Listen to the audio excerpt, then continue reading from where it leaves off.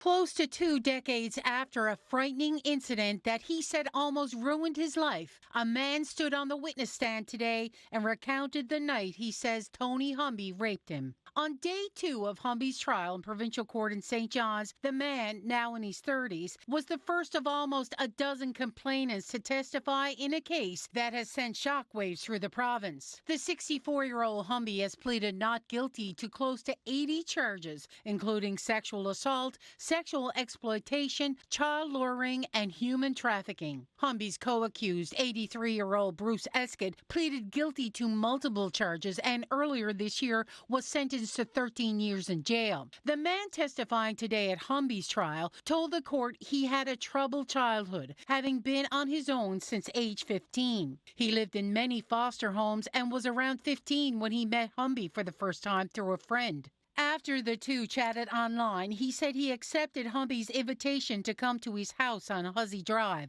Once there, he said Humby gave him beer and marijuana. The two sat together on the couch and watched a movie, he said, at which time the two engaged in oral sex. The man said he left the room to go to the washroom, and when he returned, Humby suddenly grabbed him and pushed him to the floor. When Humby whispered to remove his pants, the man said he complied because he was afraid. He said that Humby then penetrated him. He said he went to the bathroom where he discovered he was bleeding profusely. He left in a cab, and when he got home, he told a friend. That friend convinced him to call police. Officers took him to the hospital where a sexual assault kit was used to examine him. He gave a statement to police, but the case went nowhere. The investigator of the case at that time, retired RNC officer Corinne James, testified earlier today that there wasn't enough grounds to lay charges against Humby at the time. She said she didn't send the results of the sexual assault kit for analysis, a decision she admits she would not have made today. The complainant said after the incident, his life spiraled out of control. He moved to Toronto and abused heavy drugs. Today, he said he's in a good place, having moved home